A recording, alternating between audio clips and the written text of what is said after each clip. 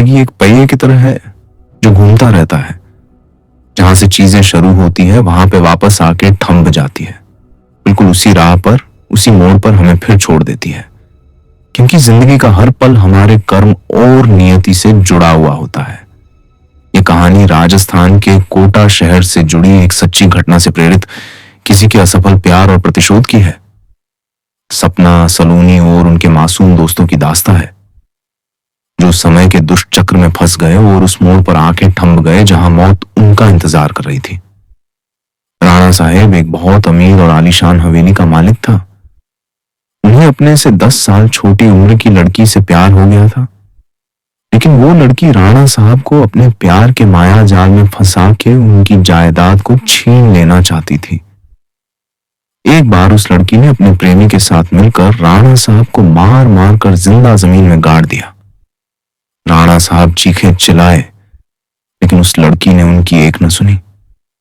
बाद में राणा साहेब ने मरते मरते शार्प दिया कि मैं किसी को नहीं छोड़ूंगा, हर प्रेमी को मार दूंगा। जिस तरह मेरे साथ धोखा हुआ है, मैं हर प्रेमी को मिटा दूंगा, मैं सबको मिट्टी में मिला दूंगा। और राणा साहब की मौत हो गई।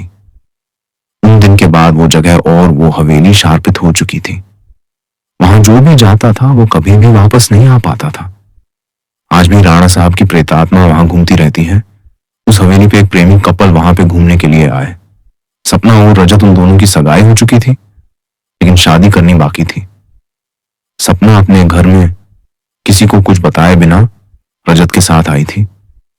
सपना और रजत मजाक मस्ती में उस जगह पहुंच गए जहां पे राणा साहब जो जिंदा दफन कर दिया था। अचानक रजत उस जगह पे गिर जाता है और उसका पैर जमीन के नीचे घुसने लगता है। ये देखकर सपना डर जाती है और मदद के लिए चीखने चिल्लाने लगती है, लेकिन कोई भी उसकी आवाज नहीं सुन पाता है। सपना जब उस हवेली में मदद के लिए जाती है तो वहीं उसे किसी के होने का आभास होता है। उसी वक्त तुरंत सपना गिर जाती है और कोई उसका पैर पकड़कर उसी जगह पर खींच के ले जाता है जहां राणा साहब और रजत दफन हुए थे। बाद में सपना भी उसी जगह पर दफन हो जाती है। कुछ दिन बाद जब सपना अपने घर नहीं पहुंचती है तब उसकी बहन सलोनी अपने पति समीर और कुछ मित्रों के साथ उसे ढूंढते ढूंढते उस हवेली पे पहुंच जाते हैं। समीर एक पैरानॉर्मल एक्टिविटी का एक्सपर्ट है। जब वो सब उस हवेली पर पहुंचे तब समीर को पता चल गया कि यहां पे किसी बुरी आत्मा का वास है। उसने सबको सूचित कर दिया। उसी रात को उन सभी के साथ कुछ अजीबोगरीब घटनाएं होने लगती हैं, जैसे कि नल से पानी टपकना, अपने बेडरूम में मिट्टी का आ जाना, रूम की खिड़की अपने आप हिलने लगना, किसी के रोने की और चिल्लाने की आवाज आना। ये सब देखकर वो सभी डर जाते हैं और उनमें से एक भागने की कोशिश करता है, लेकिन राणा साहब की प्रेतात्मा उसे भी जिंदा दफन कर देता है। दूसरे दिन जब उन लोगों को पता चलता है कि उनका एक साथी गायब है, तब वो लोग और भी डर जाते हैं। लेकिन समीर बताता है कि हमें यहां से बाहर निकलना है तो हमें उस आत्मा को बुलाना होगा और उनसे पूछना होगा कि वो आखिर चाहती क्या है।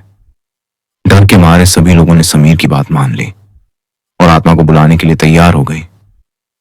समीर ने एक रूम में सभी तैयारियां कर ली और बताया कि जब तक हम आत्मा से पूरी जानकारी नहीं जान लेते तब तक कोई इस रूम से बाहर नहीं जाएगा और कुछ भी हो जाए कोई किसी का हाथ नहीं छोड़ेगा। समीर ने तंत्र मंत्र से आत्मा को बुलाना शुरू कर दिया। कुछ ही देर में तेज पवन और बिजली के साथ राणा साहब की आत्मा उस रूम में आ गई। समीर ने उस आत्मा से बात की। आखिर तुम चाहते क्या हो? तुम लोगों को क्यों मार रहे हो? कौन हो तुम? राणा साहब की आत्मा ने कहा, निकल जाओ यहां से, मैं किसी को भी नहीं छोड़ूंगा, सब मारे जाएंगे, जो भी यहां आएगा उन सबको मार दूंगा। इतना कहकर वो आत्मा चली गई।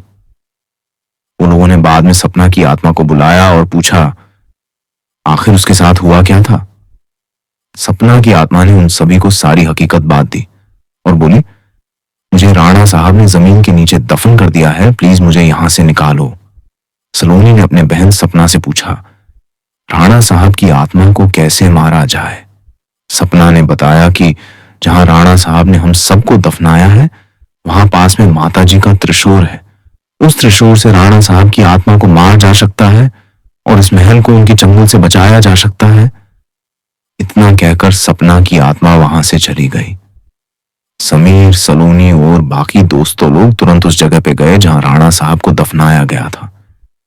राणा साहब की आत्मा ने उन सभी को त्रिशूल के पास जाने के लिए रोका, लेकिन सलोनी की भी तरह उस त्रिशूल के पास पहुंच गई और उसी त्रिशूल से राणा साहब पे वार किया। कुछ ही देर में राणा साहब और उनके साथ वो सभी आत्माओं को मुक्ति मिल गई जिसे राणा साहब ने दफनाया था। दोस्तों, आपको ये कहानी कैसी लगी प्लीज हमें कमेंट करके जरूर बताएं।